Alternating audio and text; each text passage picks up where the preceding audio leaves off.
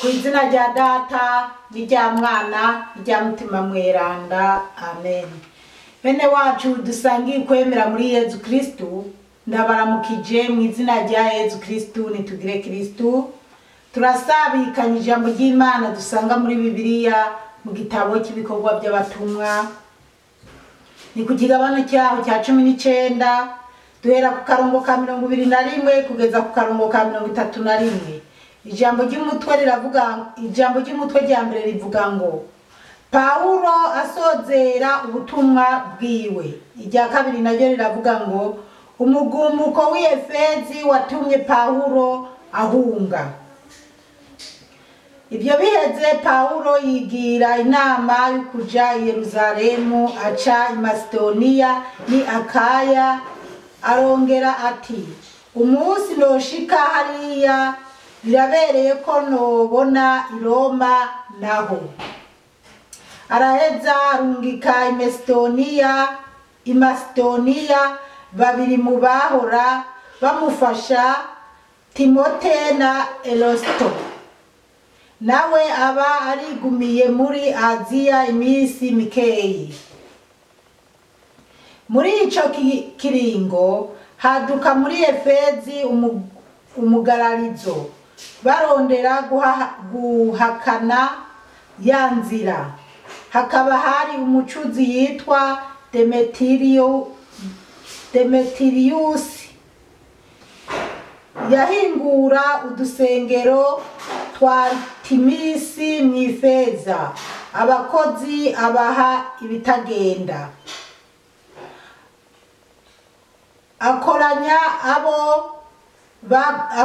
abo bakozi hamwe n'abandi bari basangiye umwuga, arababwira ati bagenzi banje, murazi ko itunga ryacu riva muri iki gikorwa. None rero ngira murabibona canke murabyumva ko atari muri Efezi gusa, ko no muri Aziya yose umwe Paulo yigaruriye igihugu cose, akibwira ko Imana zikozwe na twebwe atari iz'ukuri. Ibyo rero ntibizokononera umwuga wacu gusa, n'ingoro y'Imana ngore Artemisi, Aziya n'isi yose byahora byubaha, igiye gukengerwa irabwe nk'ubusa. Bumvise ayo majambo baca barashavura, bavugira icarimwe bati irahambaye Artemisi y'Abanyefezi. Igisagara cyose kija hejuru, abantu bose baca biruka baja iyo bahora bagirira ibirori, bagenda barakwega Abanyamasedoniya babiri, Gayusi na Aristariko, bari baje baherekeje Paulo. Paulo rero ashaka kwitera mw'ishengero, abigishwa nabo baramubuza. Mbere bamwe bo muri Aziya bagenzi be baramusaba ngo ntagende iyo bakoraniye. Bene wacu muri Kristu Yezu, iri ni jambo ry'Imana, dushimira Imana. Haleluya, amen. Haleluya, haleluya, amen, amen. Bana b'Imana, iki gisomwa ni kirekire ariko kizovamwo audio canke amavideo abiri, kandi ni gisomwa gikomeye. Tumaze igihe muri iki gitabo cy'ibikorwa by'abatumwa, turamaze igihe turiko turazirikana ubutumwa bwa Paulo. None rero reka turabe tubizirikane twitonze ibyo tumaze gusoma, kumbura ibindi nabyo tuzobikurikiza ko hanyuma. Ijambo rya mbere ry'umutwe twabonye riravuga ngo Paulo asozera ubutumwa bwiwe. Paulo asozera ubutumwa bwiwe. Irya kabiri ariryo tugiye no kubandaniriza ko twisunga, riravuga ngo umugumuko w'Efezi watumye Pawulo ahunga. Ngo umugumuko w'Efezi watumye Pawulo ahunga. Bana b'Imana, umukozi w'Imana kubera umugumuko bakamutuza ahantu agahunga akareka kuvuga inkuru nziza kubera kugumuka. Reka twumve icyatumye abantu bagumuka, tubizirikane twitonze. Akarongo rero ka 21 karavuga ngo ibyo biheze Pawulo yigira inama yo kuja i Yerusalemu aca i Macedonia ni Akaya. Arongera ati hariho amajambo ntaza gutebako, hariho n'ayandi y'inkoramutima tuza gutebako. Turabandanya. Umunsi noshika hariya birabereye ko nobona i Roma naho. Pawulo yariko aribwira ko niyamara gushika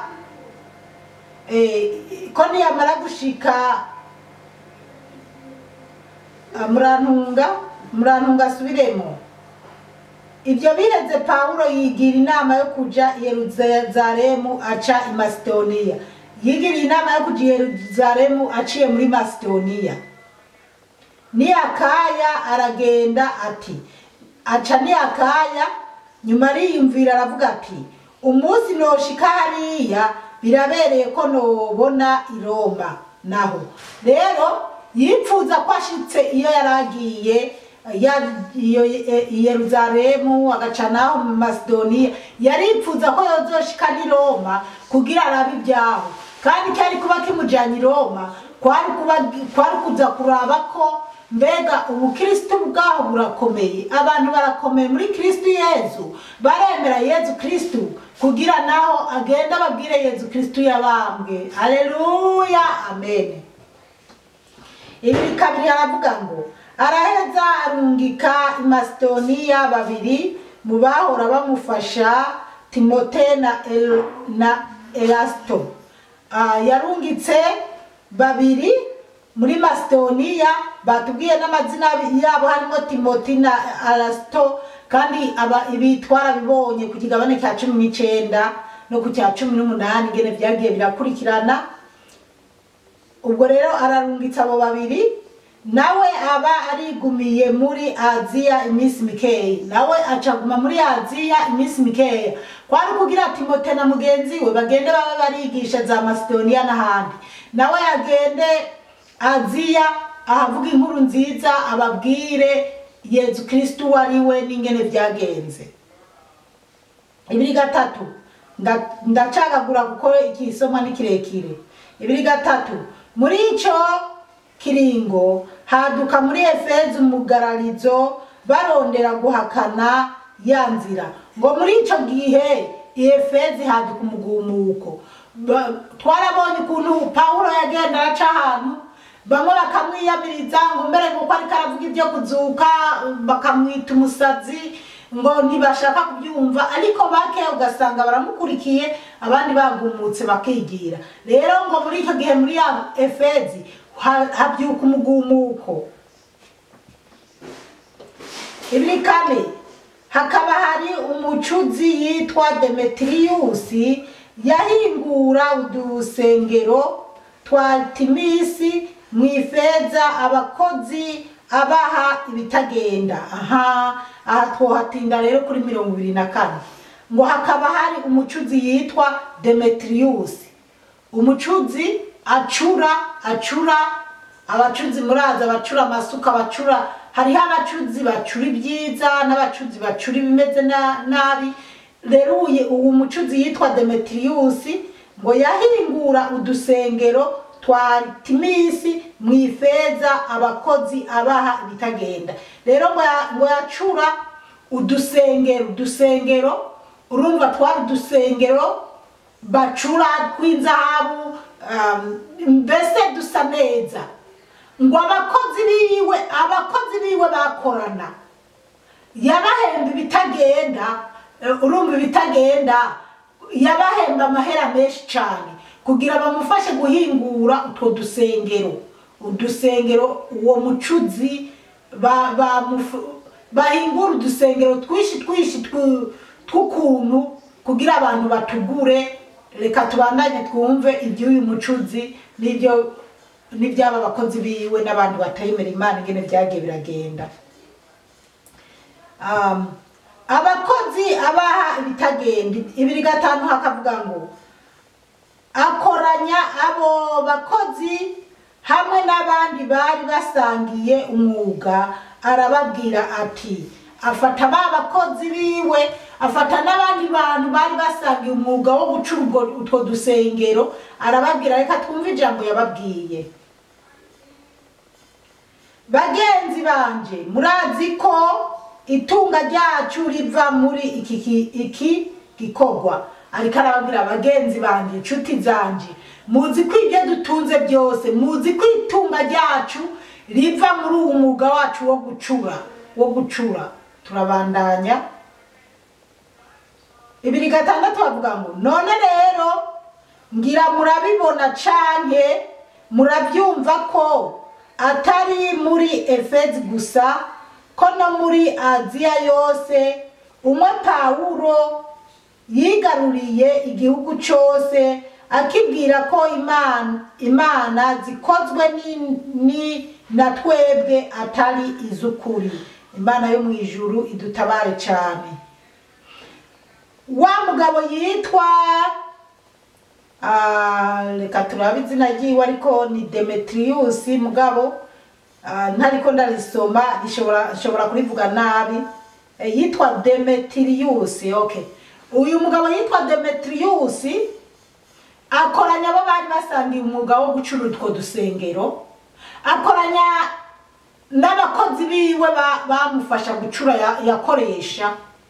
Arababwira ati bagenzi, uyu mwuga ni udutunze, uyu mwuga ni utwuzaniye amafaranga. Ariko wa mugabo yitwa Pawulo ariko arabicika muri za Aziya n'ahandi ariko araca, ariko arabica bicika. Ubwo Demetrius ariko arakoranya, ariko aravuga inama, ariko arapanga abantu kugira barabe icyo bokora kuri Pawulo areke kuvuga Yesu Kristo. Imana yo mu ijuru dutabare cyane. Reka tubandanye.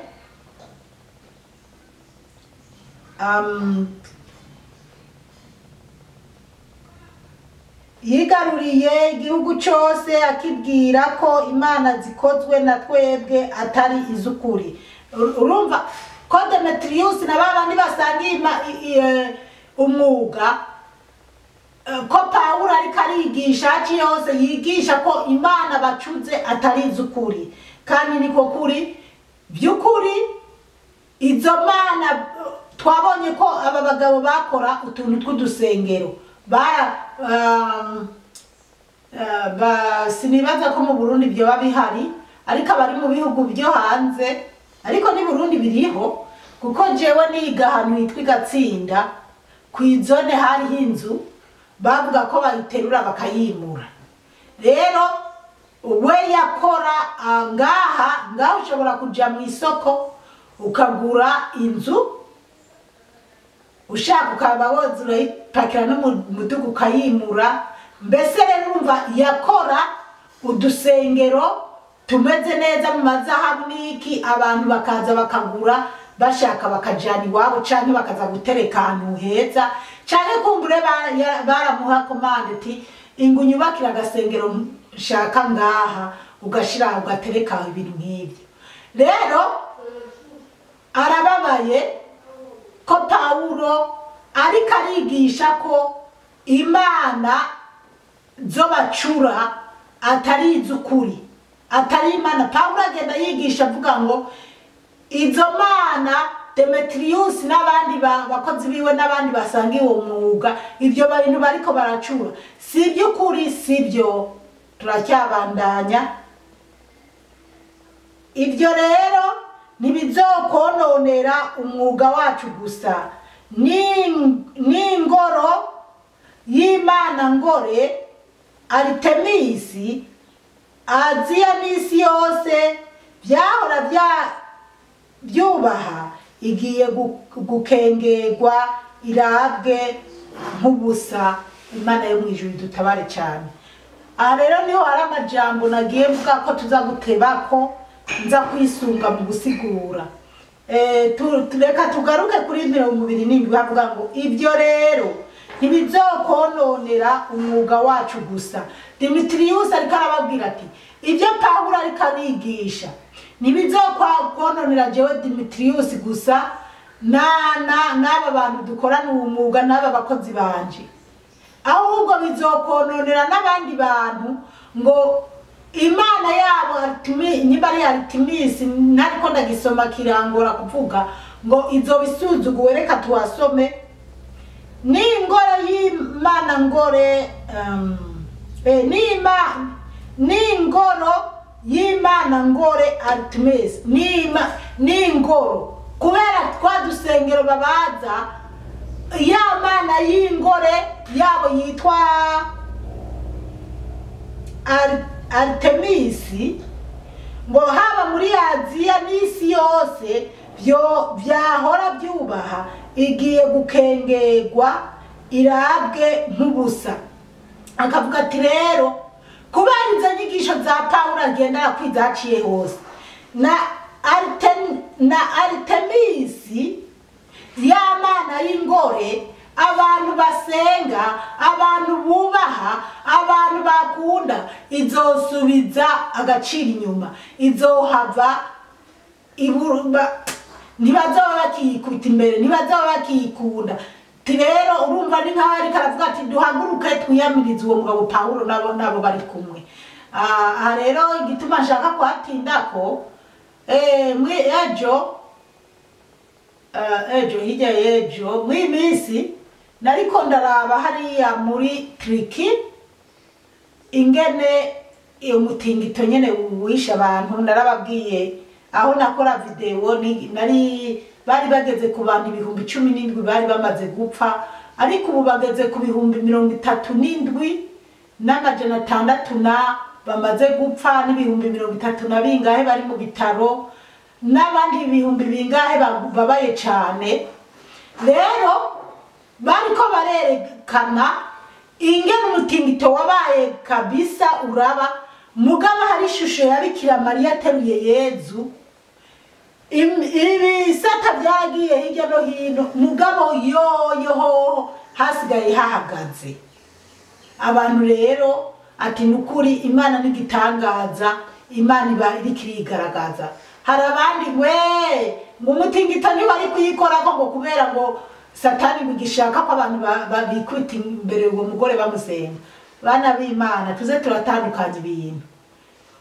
Twebwe nimba bakora ishusho ya Bikira Mariya canke bakora ishusho ya Bikira Mariya ateruye Yezu canke ya Yozefu canke Yozefu ateruye Yezu, abo n'abantu babayeho bazwi mu mateka, bazwi no ngaha muri Bibiliya. Ntabwo ari Artemisi iyi mana y'ingoro yo muri Efezi, ntabwo kandi iyi Artemisi ngaha muri Australia hondi ndazi n'ahantu kinini kabisa bacyubakiye neza ahantu runaka ku gisengero cy'abantu baho bemera ibyo uko nyene ni byabo. Ariko umurumva no muri Bibiliya biranditsemo n'ubu abasenga iyo Artemisi n'ubu baracyayisenga, baracyayubaha, bafise ingene babigenza ntabyo nzi. Ahubwo ubushize nagiye n'ahandi hantu atari kure y'Iyomba, naho usanga badekoye ukuntu ngenda ngiye gusuma urusaku, ndiko ndaraba ahantu heza nk'uko imbere bariko baritambira ukuntu ndagenda ndarabasanga nabo bifitiye ikimana cyabo kigore nyene ukuntu bacyubakiye n'ibindi bintu bafise ibyabo bibereyemo. Rero bana b'Imana, nyimba mwebwe bantu mwumva ko abagatolika basenga Bikira Mariya canke dukora amashusho, ntacyo wowe ni waba wumva utobyemera cyangwa ukumva ko atari ibyo, ntucumurizwe no gutukana, kuko nanje ndiko ndaraba ibyo bintu byabo ndabandanya hagenda, kuko sinzi ibyabo, sinzi n'ingene babigenza, gusa nuko nzi amazina no mu masoko biba bicapuye. Ugiye mu masoko urasanga n'aba ba Yozefu bahari barabadandaza n'aba babikira n'abandi bagore b'ubwoko bwose canke abandi bantu b'ubwoko bwose bari muri ibyo bibumbano.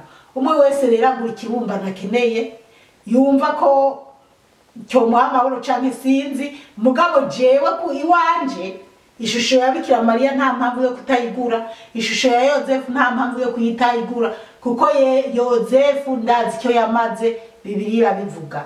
Nawe Bikira Mariya ndazi icyo amariye, Bibiliya iramuvuga. Rero abana b'Imana tuze twirinda gucaniranira imanza zo gutukana ngo tuvugane ukuntu na kuriya tutazi ibintu. Narishatse kuvuga kubera amakomanteri nabonye bamwe bagiye bashira ku byo bari babonye ku iyo shusho ya Bikira Mariya.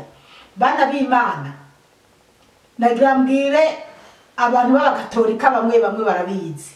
Hari igihe n'urushengero no ngaha anyi muri Australia barigeze guturira amasengero, baraturiye umunsi umwe mu gice cyaho naba, baraturiye isengero 5, mugabo hajya babikaho umubiri wa Yezu ntiyigeze hasha. Ibi amasengero akaka hirya no hino hakaka, ariko hajya mwiprenakuro hajya babika umubiri wa Yezu ntiyigera hononekara, ntiyigera hasha. Aho bahaye naho ntabwo Yezu abari mu urwo rusengero. Hajya rero Yezu abari karerekana uwo ari we. Reka tubandanye kandi tuze turasenga abana b'Imana. Mu isi ibintu birakomeye, kuko n'uyu munsi hajya muri Turiki, n'uyu munsi baracyatarura abantu, baracyakurayo abantu bapfuye.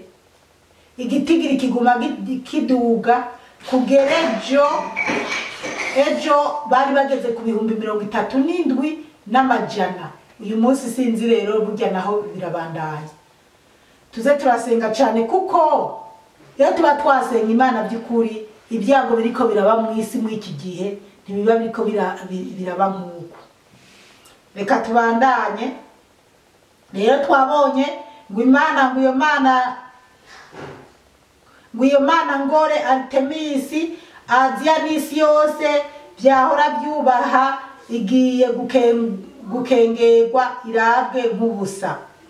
28 havuga ngo bumvise ayo majambo baca barashavura, bavugira icarimwe bati irahambaye Artemisi y'abanyefezi. Ubwo bumvise ayo majambo wa mugabo Demetrius yavuze ngo baca barashavura, kandi baca baravuga ngo irahambaye Artemisi y'abanyefezi. Abanyefezi rero bari bizeye iyo mana ngore yitwa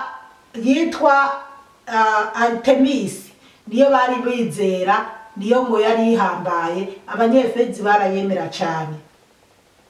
29 avuga ngo igisagara cyose kija hejuru, abantu bose baca biruka baja iyo bahora bagirira ibirori, bagenda barakwega abanyamasedoniya babiri, Gayusi na Aristariko, bari baje baherekeje Pawulo. Imana yo mu ijuru idutabare cyane.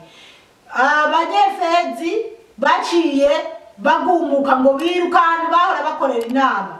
Ikibuga gikorerwa ku inama mu mukizi canke ahantu hateguwe gukorerwa inama mu bamuhazi, murahabona aho iwanyu no ngaha hariho hose, ahariho ahantu kwaba ku mutumba, haba mu gihugu hagati, haba kuri presidence, haba hariho ahantu bateguyeho gukorera inama, kandi haba hagutse. Aho rero muri Efeso urumva hari ahantu habona neza, urumva ngo baca bagenda biruka. Ingorane rero ngo baca bafata umuntu yitwa nde Gariusi, abanyefezi babiri ngo bafata